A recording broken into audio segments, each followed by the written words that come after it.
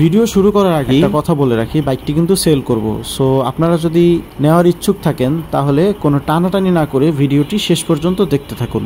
আসসালামু আলাইকুম দর্শক বন্ধুরা, এখন আপনারা যেই বাইকটি দেখতে পাচ্ছেন এটি বাংলাদেশে অনেক জনপ্রিয় একটি বাইক, আর এই বাইকটির নাম হচ্ছে বাজাজ পালসার N160। আর আপনারা কিন্তু কম বেশি সবাই এই বাইকটি চিনেন। এই বাইকটি এতটা মজবুত একটি বাইক, সেই জন্য আপনারা এই ভিডিওটি অবশ্যই মনোযোগ দিয়ে শেষ পর্যন্ত দেখবেন। আপনারা যদি এটা ইউজ করতেন তাহলে বুঝতেন। আমি ইউজ করছি, আমি জানি। সো আমি হচ্ছে আজকে আপনাদের সাথে একটা শর্ট রিভিউ শেয়ার করব এই বাইকটি নিয়ে। সর্বপ্রথম আমি যেই কথাটা বলবো সেটা হচ্ছে বাইকের পাওয়ার নিয়ে। এই বাইকের পাওয়ারটা যথেষ্ট ভালো পাওয়ার। আপনি যদি কম্পেয়ার করেন এইটার 250 ভার্সনের সাথে তাহলে কিন্তু এটা অনেক কম, কিন্তু আপনি যদি 160 সিসির মধ্যে যতগুলো বাইক আছে বাংলাদেশে প্রত্যেকটা বাইকের সাথে যদি আপনি এটার পাওয়ারটা একটু কম্পেয়ার করেন তাহলে দেখা যাবে যে এটা অনেক বেশি আগায় থাকবে, হ্যাঁ, পাওয়ারের দিক থেকে। কারণ এই বাইকে রেডি পিকআপটা অনেক বেশি। আমি যখন এই বাইকটি রাইড করি তো যেটা বলবো, এই বাইকের পাওয়ার ডেলিভারিটা অন্য অনেক বাইকের থেকে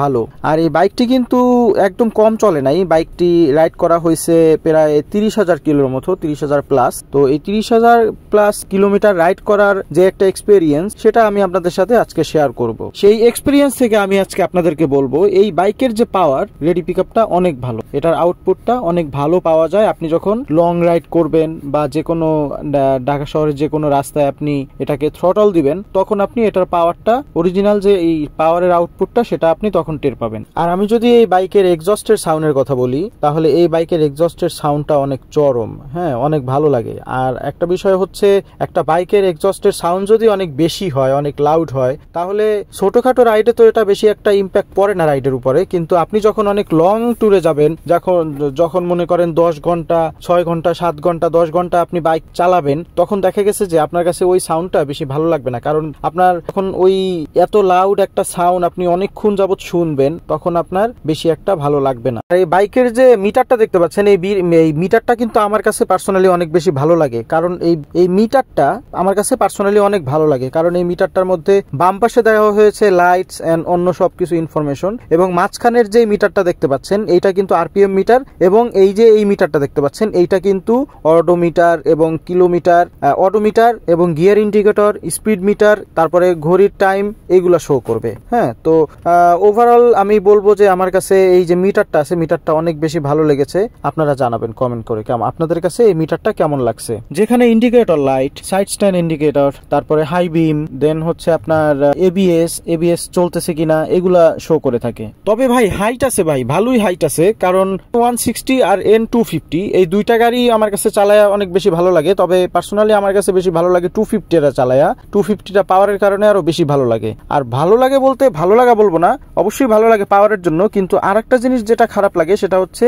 এই যে এই বাইকের যে দুইটা হচ্ছে লুকিং গ্লাস, এই লুকিং গ্লাসের জন্য আসলে যদি যানজটের মধ্যে চালাই তাহলে দেখা গেছে যে লুকিং গ্লাসের জন্য ভালো করে চিপা চাপা দিয়ে বের হতে পারি না। এই লুকিং গ্লাস দুইটা যদি আরেকটু চাপায়া দিত, আরেকটু ছোট করে দিত, তাহলে কিন্তু আরো বেশি সুন্দর হইতো, আরো বেশি চালায়া মজা পাইতাম। এরকম জ্যাম, এরকম শহরের অলিগলিতে আপনি যখন এই N160টাকে চালাবেন তখন কিন্তু আপনার কাছে যথেষ্ট ভালো পাওয়ার মনে হবে। কারণ এইখানে আবার কিসের টপ এন্ড আর কিসের পাওয়ার, এই জায়গা তো আপনার কাছে পাওয়ারটা একদমই ভালোই মনে হবে, পারফেক্ট মনে হবে। কিন্তু সমস্যাটা কোন জায়গায় ফিল হবে জানেন? মানে N160-র একটা বড় সমস্যা যেটা N250-তে নাই, আপনি যখন ফাঁকা রাস্তা পাবেন তখন দেখবেন যে আপনার কাছে পাওয়ারটা অনেক কম লাগতেছে। কারণ বাইকটা কিন্তু অনেক ভারী। কারণ N160 আর N250 ডিজাইন কিন্তু একদম সেম, ঠিক আছে, ধরতে গেলে সবই সেম, শুধু ইঞ্জিনটা বাদে। সেখানে বাইকটা কিন্তু মোটামুটি ভারী, কিন্তু ওইটার ইঞ্জিন পাওয়ার বেশি হওয়াতে আর এটার কম হওয়াতে দেখা গেছে যে এটার পাওয়ারটা অনেক কম আপনার অনুভব হবে। তবে খারাপ না, মানে বাজেট অনুযায়ী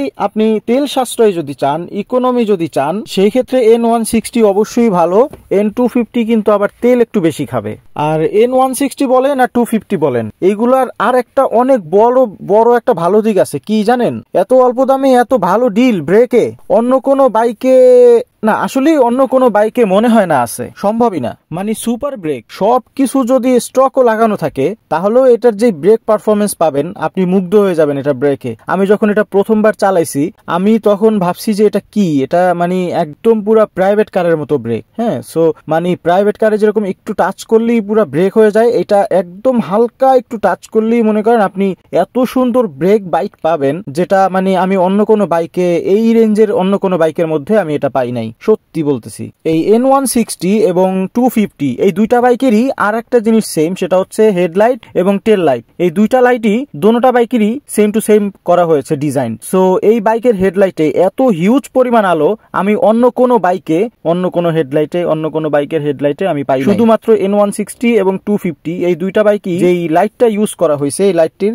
আলো অনেক বেশি। তো যেমনটা বলেছিলাম ভিডিও শেষে একটি গুরুত্বপূর্ণ তথ্য দিব, তথ্যটি হচ্ছে বাইকটি কিন্তু সেল হবে। সো আপনারা যদি কেউ নেওয়ার ইচ্ছুক থাকেন তাহলে কমেন্ট বক্সে অবশ্যই দাম জানতে চাইবেন। আমার চ্যানেল সাবস্ক্রাইব করলে আপনাদেরকে কিন্তু এই বাইকের দামটা দিয়ে দিব।